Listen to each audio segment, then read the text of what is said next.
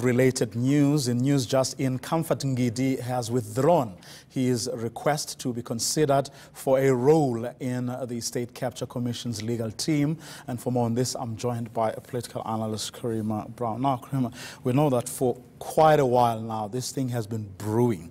Behind the scenes, people are talking about why this commission, given the task at hand, would insist on having Comfort Ngidi as a member of its team. Let's take a step back, or take our viewers a step back. Who's Comfort Ngidi? Well, Comfort Ngidi is a lawyer, and of course he has over 24 years experience, something that Justice Zondo has made mention of. But what makes him interesting in relation to this process is that he became part of an organization that went around the country that discredited the former public protector Thuli Maduntela's report on Nkandla.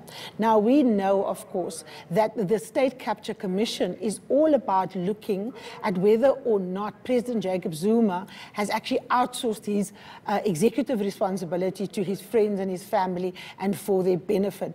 So to have someone that effectively discredited the reason why this commission is in fact set up, because remember this was part of the remedial action that the public protector had said needs to happen, raises the question of conflict of interest. Some people in the African National Congress has referred to Mr. Ngidi as Mr. Zuma's lieutenant and Mr. Zuma's watchdog in the process. People were very worried because his job, Vuyo, was going to be to evaluate the evidence that the whistleblowers, the witnesses were going to be giving. And it made very little sense to many of us that Justice Zondo would choose someone who has actually questioned the very existence of that report on Nkandla to be someone so important in this. So today's development is a very important development. It's a victory also for trying to restore the independence of this process, and that this process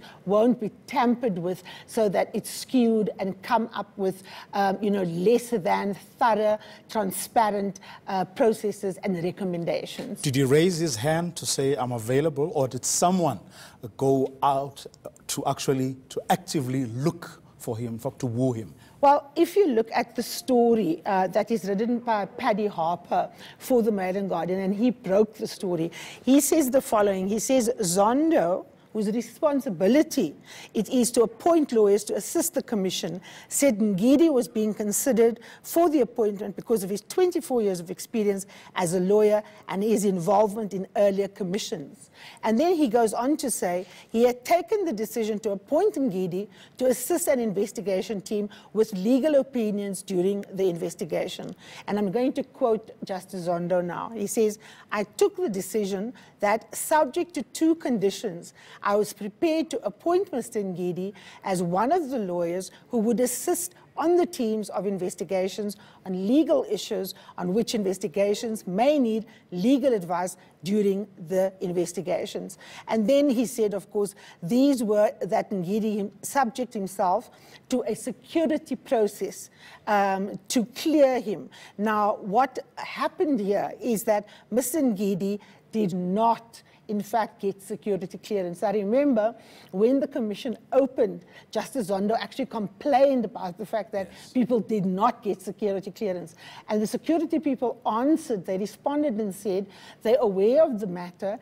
Something like 97% of the people were cleared. So it's obvious that Mr. Ngidi here did not get clearance. And then Mr. Zondo goes further. He says, to the best of his knowledge, he said security clearance processes had not taken place. He had also asked Ngidi for his comments in response to, and I'm quoting the judge, something which has since been brought to my attention.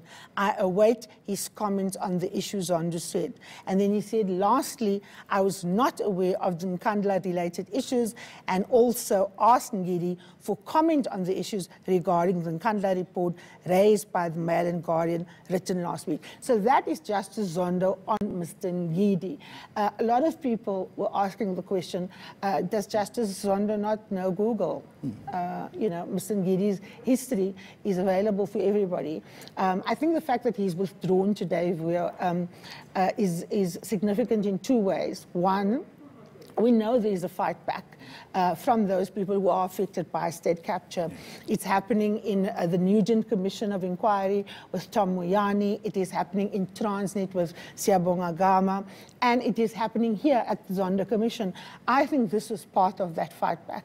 And the fact that Mr. Ngidi has withdrawn today suggests two things. He might not have gotten security clearance, and I think that the majority of people felt that he would be conflicted and he wouldn't be able to do his job. And there may well be outstanding questions about him that remain unanswered.